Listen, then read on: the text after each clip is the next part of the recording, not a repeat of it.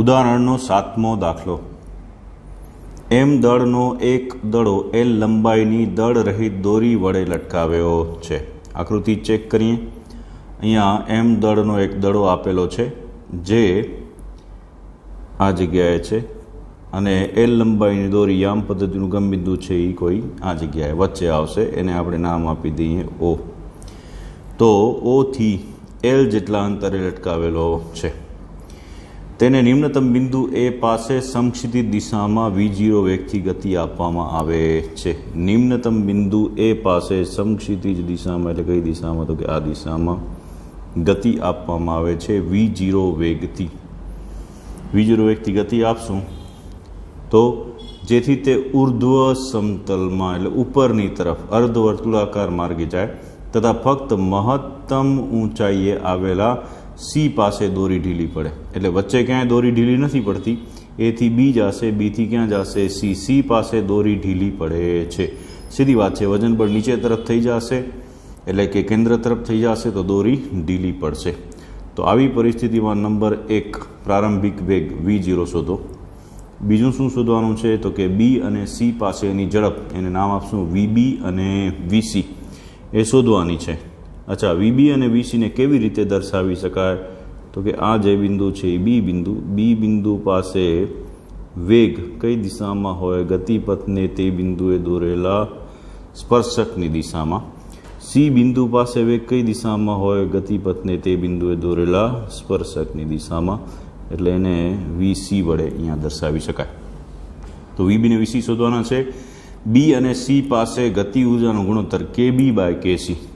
બી બિંદુ પાસે ગતિ ઉર્જા છે એને નામ આપીએ છીએ કેબી. સી બિંદુ પાસે જે ગતિ ઉર્જા છે એને નામ આપીએ છીએ કેસી. તો કેબી બાય કેસી મેળવવાનું છે. સી બિંદુએ પહોંચ્યા પછી દડાનો માર્ગ કેવા પ્રકારનો હશે તે ચર્ચો. સી બિંદુએ પહોંચ્યા પછી દડાનો માર્ગ શોધવાનો છે. ઓકે, તો જે પ્રમાણે ડેટા આપેલો છે એ પ્રમાણે આકૃતિ વિશે આપણે થોડી ચર્ચા કરીએ.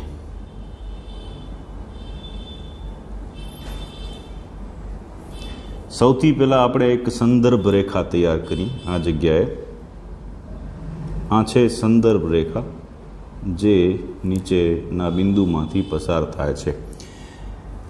પદાર્થનું આ નિમ્નતમ સ્થાન છે અને એ પરિસ્થિતિમાં એ સંતુલન અવસ્થામાં છે તેમ કહેવાય. જ્યારે પદાર્થને v0 વેગ આપવામાં આવે છે અને એ બી બિંદુ સુધી પહોંચે છે ત્યારે એ એલ જેટલું અંતર ઉર્ધ્વ દિશામાં કાપે છે અથવા વાયક્ષને અનુલક્ષીને કાપે છે તેમ કહેવાય. અને જ્યારે પદાર્થ છે એ સી બિંદુ પાસે પહોંચે છે એટલે આ જગ્યાએ પહોંચે છે ત્યારે એ ઉર્ધ્વ દિશામાં કેટલું અંતર કાપે છે? તો કે એલ વત્તા એલ કેટલા થશે? 2l. તો કે 2l જેટલું અંતર કાપે છે તેમ કહેવાય. એટલે અહીંયા 3 પરિસ્થિતિ ધ્યાનમાં લેવાની છે.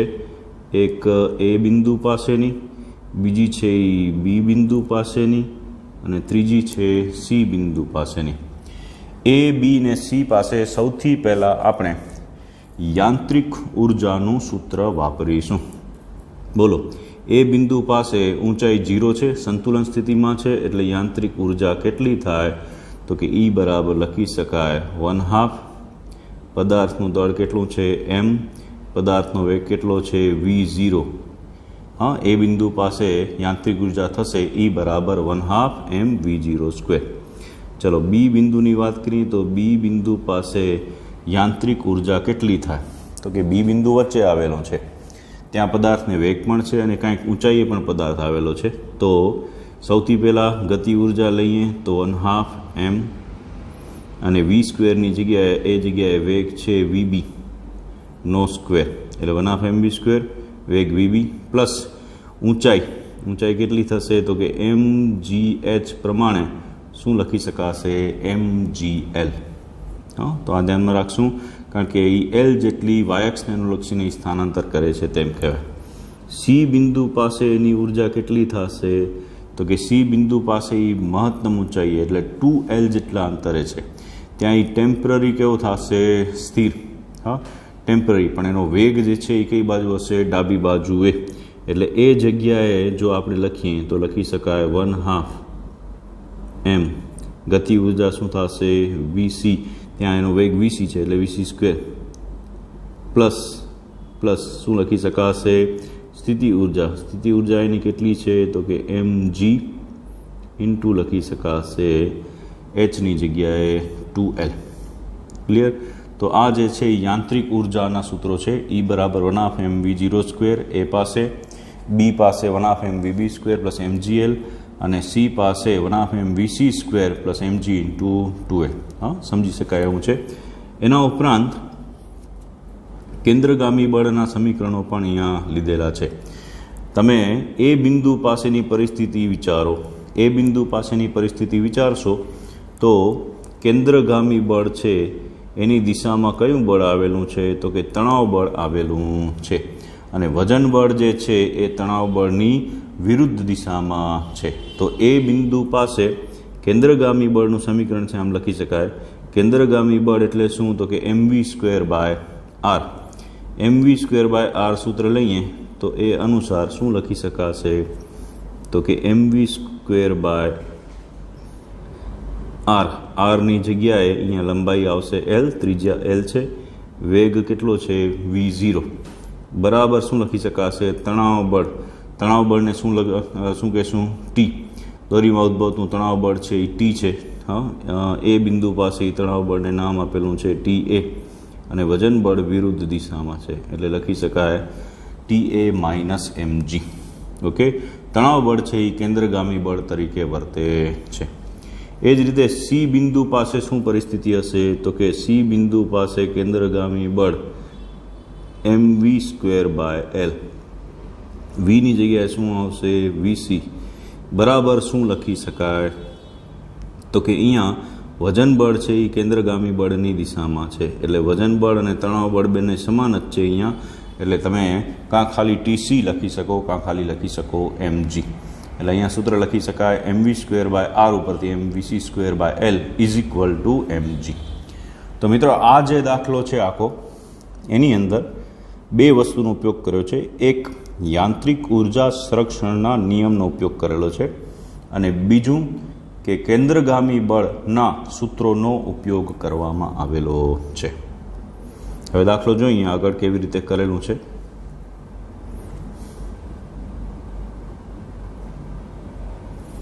સૌથી પહેલાં કઈ વાત કરેલી છે એ બિંદુ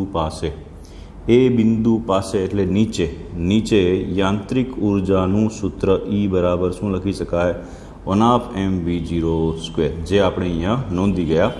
E બરાબર લખી શકાશે 1/mv02. બીજું એ વર્તુળાકાર ગતિ કરે છે એટલે દોરીમાં જે પરિણામી બળ લાગે છે એ જ કેન્દ્રગામી બળ તરીકે વર્તે છે, એટલે કાં તમે આમ લખો TA - mg બરાબર mv02/L અથવા આપણે જે નોંધ્યું હતું એ સ્વરૂપ mv02/L બરાબર આમ લખ્યું છે TA - mg. એ જ રીતે છે, ખાલી ડાબી બાજુ લખ્યું છે, આપણે ડાબી બાજુનું જમણી બાજુ છે. તો TA - mg બરાબર mv02/L. બીજું સૂત્ર એ બિંદુ પાસેનું કામ છે એ પૂરું થઈ ગયું. હવે સી બિંદુ પાસેનું કામ. સી બિંદુ પાસે યાંત્રિક ઉર્જાનું સૂત્ર શું છે તો કે E બરાબર 1/mc² 2mgl. ચેક કરીએ, આ સૂત્રની વાત પણ કરી ગયા. હવે 1/mvc² અને 2mgl એટલે ઈનું આ સૂત્ર પણ આવી ગયું, અને સાથે mvc²/L બરાબર mg એ પણ લખી શકાય. તો 1/mvc² બરાબર 2mgl અને mvc²/L બરાબર શું લખી શકાશે mg. થયા 4 સમીકરણો. એ બિંદુ પાસે 2 સમીકરણ યાંત્રિક ઉર્જા અને કેન્દ્રગામી બળનું, અને સી બિંદુ પાસે પણ યાંત્રિક ઉર્જા અને કેન્દ્રગામી બળનું, એમ 2 સમીકરણો લખેલા છે. હવે સાદુરૂપ આપવાનું. સાદુરૂપમાં કેવી રીતે છે તો કે સૌથી પહેલાં mvc²L કઈ બાજુ જશે જમણી બાજુ, m બંને બાજુ ઉડી જશે, vc² બરાબર શું લખી શકાશે gl.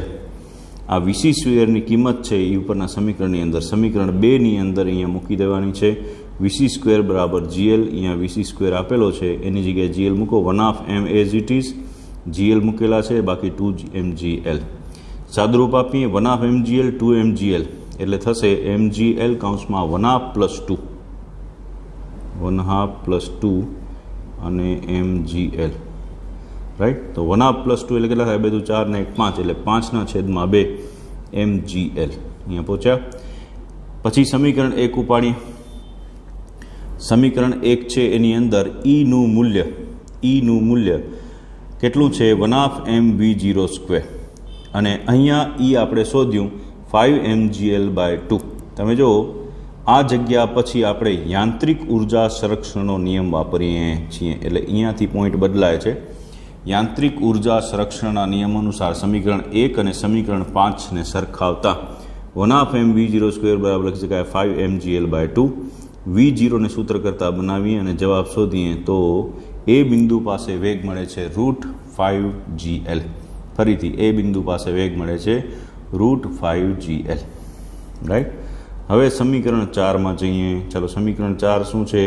vc² બરાબર gl લખ્યું છે એટલે એના પરથી લખી શકાય vc બરાબર √gl।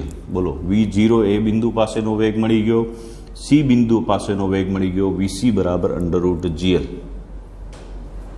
નેક્સ્ટ, બી બિંદુ પાસે યાંત્રિક ઉર્જાનું સૂત્ર તારવી ગયા।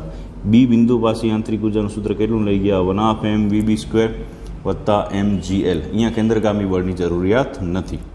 ચાલો આ જે સમીકરણ છે એને વળી પાછા સમીકરણ 1 સાથે સરખાવીએ। સમીકરણ 1 સાથે સરખાવશું તો શું લખી શકાશે? તો કે 1/mv02 બરાબર 1/mvb² પ્લસ mgl। v02 ની કિંમત મૂકીએ √5gl। v02 ની કિંમત છે રૂટ એટલે વર્ગ થઈ જશે ને રૂટ નીકળી જશે, ખાલી આવશે 5gl 1/mvb² પ્લસ mgl। હવે 1/mvb² ને સૂત્ર કરતાં બનાવો, બાકી રહેશે 5/2 mgl માઇનસ mgl, 5/2 -1 mgl બારે 5/2 -1 કરશો કેટલા થશે? તો કે 5 - 2 એટલે 3 એટલે 3/2 mgl લખી શકાય। અને 3/2 mgl થાય તો ફાઇનલી સૂત્ર મળશે। શું સૂત્ર મળે છે? તો કે vb બરાબર bb બરાબર બંને બાજુથી 2 નીકળી જશે, એમ ઉડી જશે, vb બરાબર લખી શકાય √3gl। આ બી બિંદુ પાસેની ઝડપ દર્શાવે છે। તો ફાઇનલી આપણે જે શોધવાનું હતું v0, vc અને vb પાસે ઝડપ, v0 પાસે જે ઝડપ છે એ કેટલી મળે છે? તો કે √5gl, vc પાસે √gl અને આ કેટલી છે? √3gl। તમને ઓબ્જેક્ટિવ માટે આ વસ્તુ જોશે, ઓબ્જેક્ટિવ માટે જોઈએ ત્યારે ખાસ ઓબ્જેક્ટિવમાં ધ્યાનમાં રાખજો। શું ધ્યાનમાં રાખશું? તો કે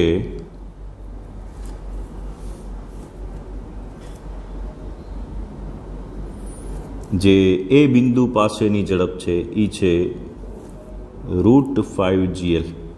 ઓકે, આ જે ઝડપ કેટલી આવી? √5gl એ બિંદુ પાસેની ઝડપ, રાઈટ। પછી બી બિંદુ પાસેની ઝડપ, બી બિંદુ પાસેની ઝડપ કેટલી થાય? √3gl અને સી બિંદુ પાસેની ઝડપ કેટલી થઈ? √gl। એટલે આ કોન્સેપ્ટ યાદ રાખજો, એકી સંખ્યામાં છે, ખ્યાલ આવે છે? નીચેથી સ્ટાર્ટ કરો તો √5gl થી સ્ટાર્ટ કરશો, √5gl પછી ગતિ કરીને બી પાસે પહોંચે છે ત્યારે √3gl, વળી ગતિ કરીને સી પાસે પહોંચે છે ત્યારે લખી શકાય √gl। તો આ કોન્સેપ્ટ છે એને આપણે ધ્યાનમાં રાખીશું। ઓકે, હવે આગળ જે શોધવાનું છે એના પર તરફ વધીએ। કેબી અને કેસીનો ગુણોત્તર શોધવાનો છે। કેબી અને કેસી બરાબર શું લખી શકાશે? તો કે કેબી બરાબર 1/mvb², અહીંયા 1/mvc², vb² ના છેદમાં vc², 1/m ઉડી જાય। વીબીની કિંમત હમણાં જ વાત કરી ગયા 3gl અને vc પાસે √gl એટલે gl, એટલે બાકી કેટલા વધશે? gl ઉડી જાય તો 3:1 એટલે 3/1। ઓકે, તો એ પણ જવાબ મળી ગયો કેબી/કેસીનો કે કેબી/કેસી બરાબર 3/1। હવે એક વસ્તુ પૂછી હતી કે સી બિંદુ પાસે સી બિંદુ પછી પદાર્થની સ્થિતિ શું હશે? હા, તો પદાર્થની બે સ્થિતિ હશે। સી બિંદુ પાસે દોરી ઢીલી પડે છે, વેગ ડાબી તરફ સમસીધી દિશામાં છે, જો આ જ ક્ષણે દોરી કાપી નાખવામાં આવે,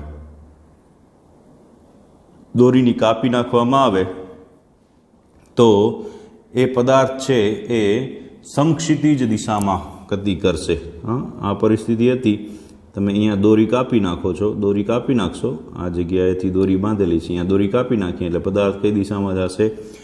ગતિપથને તે બિંદુએ દોરેલા સ્પર્શકની દિશામાં એટલે કે સમક્ષિતિજ દિશામાં ગતિ કરે છે.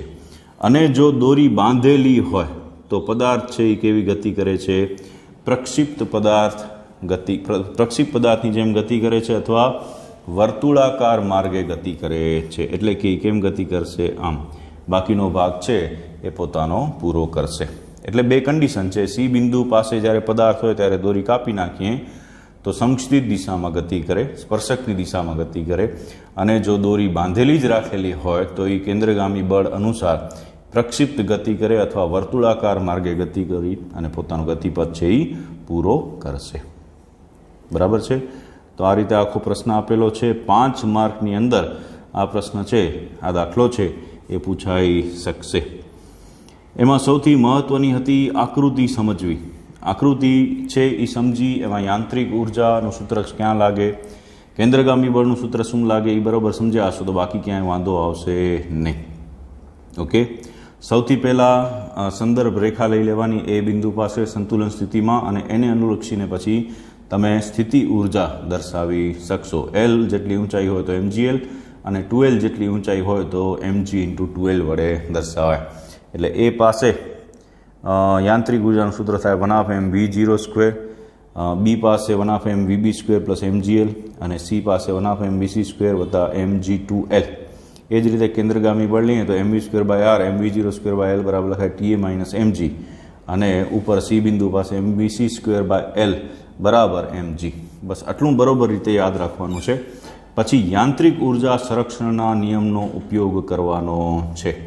અહીંયા જે સૂત્ર છે, આ જે સૂત્ર છે mvc²/l બરાબર mg, એના પરથી vc તો મળી જ જાય છે √gl. એની કિંમત છે એ તમે એકવાર 1/mv02 સાથે લઈ લો અને બીજી વાર e બરાબર 1/mvb² + mgl સાથે લઈ લો એટલે દાખલો થઈ જાય છે. એ રીતે એ અને બી અને સી ત્રણેય પાસે વેગ મળી જશે. પછી કેબી ને કેસીનો ગુણોત્તર શોધવાનો છે ગતિ ઉર્જાનો, એ તો સહેલું જ છે. અને ખાસ યાદ રાખજો, ભૂલાઈ ન જાય, ઘણી વખત દાખલો ગણવામાં છેલ્લો ભાગ છે એ વાંચવાનો રહી ગયો હોય તો જવાબ સુધી નથી પહોંચતા. તો ત્રીજો ભાગ છે દડાનો ગતિમાર્ગ કેવા પ્રકારનો હશે એનું વર્ણન કરવાનું છે, એ ખાસ રહી ન જાય. દોરી તૂટી જાય તો સ્પર્શકની દિશામાં, સમક્ષિતિજ દિશામાં, દોરી બાંધેલી હોય તો કેન્દ્રગામી બળની અસર હેઠળ પ્રક્ષિપ્ત ગતિ અથવા બાકીનો વર્તુળાકાર માર્ગ છે એ પૂરો કરશે. 5 માર્કમાં બહુ જ સારો દાખલો છે. સરસ રીતે લખીને તૈયાર કરજો.